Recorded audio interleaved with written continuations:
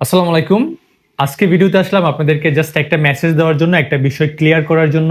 ইতিমধ্যে আমাদের কাছে আপনারা অনেকেই কল করতেছেন বা আমাদের পেজে মেসেজ করতেছেন। সবাই একটা বিষয় জানতে চাচ্ছেন যে আপনাদের কাছ থেকে আমরা যেই ফোনটা নিয়েছি, সে আনঅফিসিয়াল ফোনটা, সেটা কি বন্ধ হয়ে যাবে?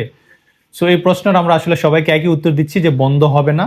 সো ভাবলাম একটা ভিডিও করে দিই, হয়তো যারা ভিডিওটা দেখবেন তারা আমাদেরকে আর ফোন করবেন না। আপনাদেরকে একটা জিনিস আশ্বস্ত করতে চাই, এবং কিন্তু সরকারও এটা বলেছে, মানে 16 ডিসেম্বরের আগে বাংলাদেশের নেটওয়ার্কে যেই ফোনটাই যুক্ত হবে সেই ফোনটা কিন্তু অটোমেটিকলি রেজিস্ট্রেশন হয়ে যাবে, সেই ফোনটা বন্ধ হবে না।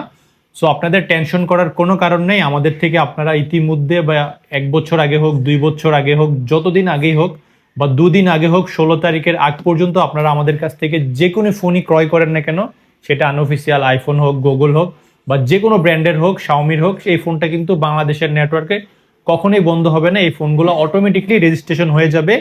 সো আপনাদের কোনো চিন্তা করার কারণ নেই। এই আপনারা আমাদের কাছ থেকে যেই ফোনগুলোই নিয়েছেন, এগুলো কিন্তু কোনোভাবেই সরকার বন্ধ করবে না, এই ফোনগুলো চলবে।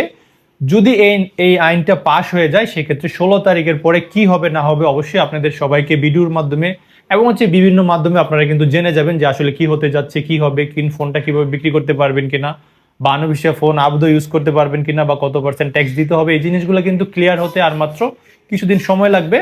সো ছোট করে যেটা বলতেছি, আমাদের কাছ থেকে আপনারা যেই ফোনগুলো ইতিমধ্যে ক্রয় করেছেন, এগুলো বাংলাদেশের নেটওয়ার্কে অলরেডি আপনার লাইক ধরেন অফিসিয়াল হয়ে গেছে, অ্যাক্টিভ আপনার রেজিস্ট্রেশন হয়ে গেছে, এগুলো কোনোভাবেই বন্ধ হবে না।